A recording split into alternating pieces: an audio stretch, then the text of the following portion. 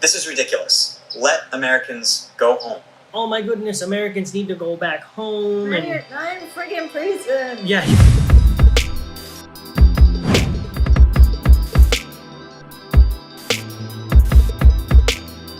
Right now, we're currently discussing, we're following up on that 12,000 American crew members stuck on cruise ships topic. While this thing is loading, again, my computer's acting really slow. But the idea that I wanted to discuss is, there's essential crew and then there's non-essential crew. So these headlines are making it seem like there are thousands upon thousands of crew members that are stuck and just, they're not getting paid and this and this and whatever. And sure, there are thousands that are stuck. So right I'm now. making this video because there are still... Okay, cool. Let me play this for you guys, and you can hear what this dude is saying. I don't have my entire setup as I normally do, so you can actually see it, but the video is just of his face. It doesn't really matter. Excuse me. If you want to see the actual video, this guy, his name is Matthew Daniel Gordon. You can check him out. And I want to start this off by saying that this is not to slam the guy. I definitely think that he is... he's concerned for his fellow Americans who are stuck on cruise ships. Without further ado, let me play this real quick. So I'm making this video because there are still American citizens trapped on cruise ships right now. I was able to disembark the Boland Dam on April 18th because luckily I had an impacted and infected wisdom tooth that needed to be removed. It should not take medical emergencies just to repatriate American citizens into their own country. So we're going to pause right there for a second, and just I think the important thing to notice is in the beginning of this video, he's saying that right off the bat, he's saying that there are still American crew members stuck on cruise ships, and the only reason he was able to go home was because he had an impacted wisdom tooth, which means that if this is your tooth, this is your wisdom tooth. Normally your teeth grow up this way, but his tooth was growing this way. So that's what that means. So because it was growing this way, he needed to have surgery on it. And normally what they'll do is they'll either cut it out and pull the tooth out, or they'll break it and pull the little pieces out. But it generally requires an operation. Yeah. That happened to me. That happened to me. That happened to her as well. 3 times. It's not pretty, and I think for you, you were still awake for the whole thing and you felt it. Oh yeah, the anesthesia never worked on me. Yeah, so the anesthesia didn't work. I felt that was horrible. But anyway, so he had to get that done. So they couldn't get it done where he was, and so they had to send him home. And by the way, this is also very common if there's something that can't be done on the ship, with medical, then they'll send you to the nearest place that can get it done. But anyway, so moving forward, he's kind of upset that it took this to send them home. Yeah, I don't like his tone. And it's not just Americans on ships, and you're not stuck. You have to be, because there's a pandemic and countries are not opening the borders, especially to Americans. Yeah, and well, he also makes it seem like it's America not letting Americans back in, or not necessarily not letting them back in, but it's making it more difficult to let Americans back in. So it's your own country saying, hang on, right? If you're going to come in here, you got to come in a specific way, and we have regulations. So anyway, let's continue. Feels very white. And yet, hundreds of U.S. crew members are trapped on cruise ships right now. Most of them aren't being paid. They're not essential crew members. We'll pause there. Now, the idea that most of them are not being paid, maybe. I don't know the validity to that statement, and I'm not sure if he does either. He could say that most of them aren't being paid on the ship that he was on, because, even on Royal Caribbean, the situation there is they're still paying them $400 a month. So giving them some type of stipend Like they can't give them all their full rate. Yeah. Um, I mean, it's like what we said in the last video. You know, if your contract ended, and then they are not obligated to pay you, but because of the situation, you kind of have to be there. So just be grateful that they're not throwing you under the bus. Under the sending bus. you to a third world country and just And kicking you off in the middle of the you world. go ahead and deal yourself. You pay your ticket. You go and find your food. You do you. Right. You know? Tom West is saying, just finished watching your last podcast. Thank you, Tom. Appreciate that. Go on. Okay, cool. I got a call, so I hope I didn't like cut everything off.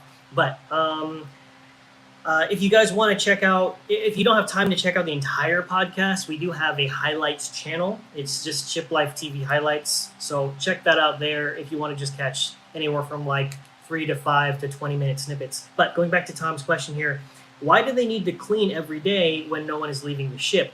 Well, because humans are dirty. Even though you have people who are on the ship all the time who are from the ship, you still want to keep the ship clean. And humans tend to generate a lot of bacteria on their own and dirt. And so, plus, it's also just procedure. No matter who's on the cruise ship, whether it's new guests or existing crew, they're always just going to have to clean it. Yeah, it's very standard. Yeah, very, very standard. Anyway, going back to this guy.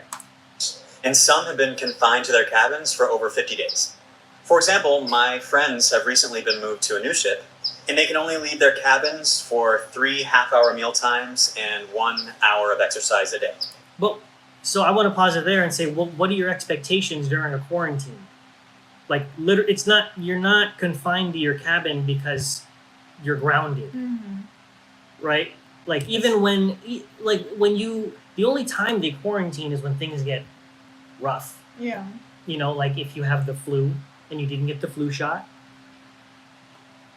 Jeeper is saying, we also had to run all the sinks and flush all the toilets to keep the water running and clean. Well, that makes sense. If you don't have that many people on the cruise ship who are actually using the sinks and toilets, then it gets building. I mean, it can build up. So yeah, it's kind of like if you got a car sitting in your driveway, you got to make sure you start it every once in a while.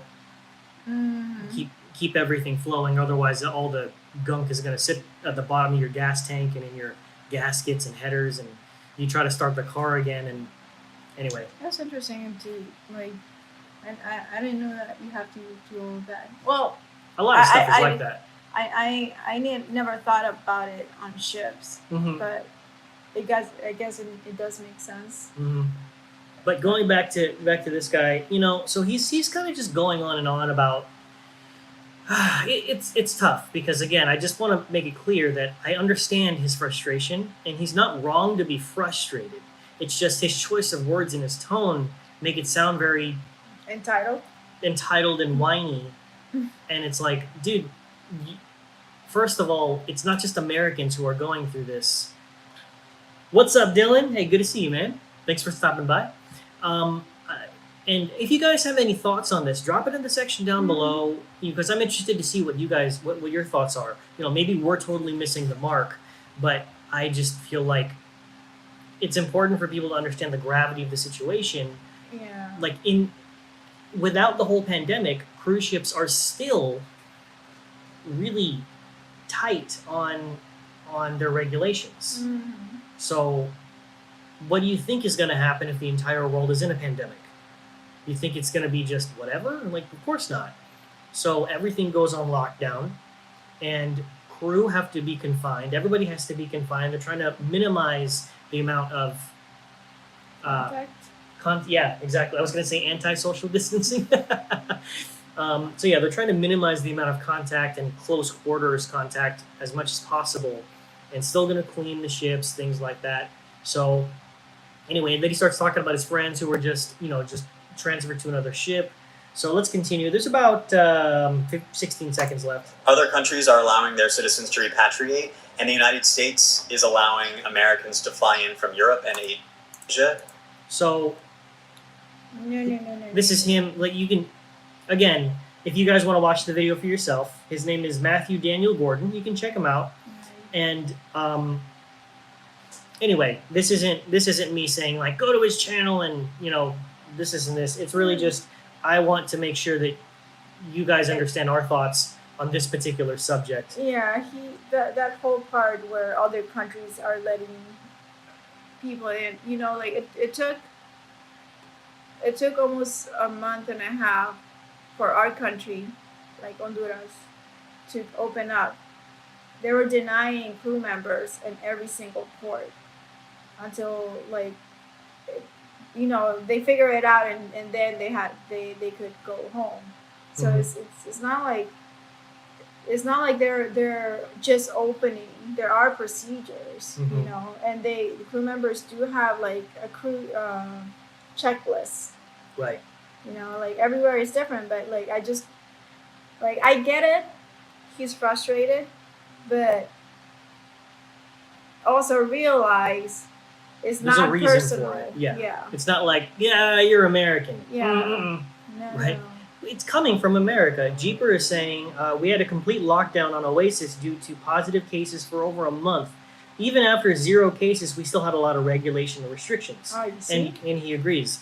And thank you for chiming in on that. So I think it is an important thing to understand that, again, even with 0 cases on the ship, they're still locking it down because the cruise ships are just a breeding ground for ecosystem. Yeah, for germs and bacteria. And this goes back to Tom's question as to, why do you have to keep cleaning the cruise ships? It's because, well, again, it's a breeding ground for all of this stuff. Mm-hmm. So it's very likely if you just let it sit that all of this stuff is going to everybody's going to get sick. Yeah. It's like an airplane, right? People get sick on airplanes all the time. So, and that's because like you're literally sitting this close to somebody. If not closer. If not closer on an airplane. But again, on cruise ships, all the air is recycled and you're not just there for like 5 to 12 hours. Mm-hmm. You're there for a while. But anyway, so yeah, let's finish up this video. There's about 10 seconds left. This is ridiculous. Let Americans go home. CDC and U.S. Coast Guard, please lift this ban and give back my fellow American citizens their freedom. So with that said, it's like, like, oh my goodness, Americans need to go back home. Man, you're not in friggin' prison. Yeah, you're not in prison. You're like, think about it this way. Like realistically, you're on a floating hotel. You could have worse conditions. Again, what if they just decided, well, we can't have you on the ship. It's kind of dangerous and this, and this, and we don't technically have to keep you on the ship because, we're not going to pay you. So how about we leave you in Malaysia? I know. Hey, some people would love it, but whatever. Like you didn't have to stay on the cruise ship where that's climate controlled. You're getting fed. And Jeeper's also saying it's also the way the virus is hard to detect. Some people can spread it and not show symptoms. That's a really, really good point, Jeeper. That you could have some people who are on the ship and somehow they got it. They're not showing symptoms. And, if the ship was just to allow people, all it takes is one person. Yeah. And I haven't done enough research to find out I believe they call it the R naught. The R naught is the rate of delivery. So sometimes it's 2, meaning for every one person, 2 people get infected. And if it's higher, then that's a really bad disease. So that's why the CDC is really locking down. The last I heard, I remember some official news, it was like September 15th, cruising stopped. I believe they extended it to November, but it's one of those things where it could get out of hand really, really fast. So it's better just to play it safe. And you think about it this way, I feel like a lot of the people who are complaining are kind of like the kids who are really upset that they can go out. Yeah, mom said they can't have the ice cream and before dinner. And mom's like, listen, if you have that ice cream, honey, you're going to have a tummy ache. And the kid's like, but I want it. But then Tommy across the way, his mom is like, no, you're fine, go ahead. And then guess what happens? He gets the tummy ache, right? But then you have little Johnny over here who's saying, like, but I still want the ice cream. And so now it's the mom's decision to give him the ice cream, and he knows he's gonna have a tummy ache and nightmares and obesity in probably like 6 years.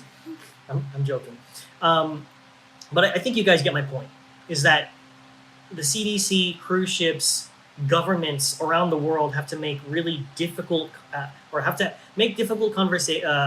decisions. Thank you, and have difficult conversations when it comes to this because they're the ones who have to do it. Yeah.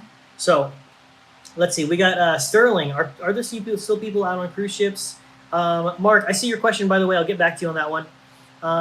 Sterling is saying, are there still people stuck on cruise ships? Yes, absolutely. And that's the point of this conversation, is that there are a lot of headlines.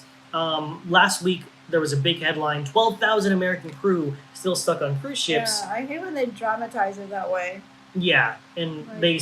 they definitely sensationalize it. Mm-hmm.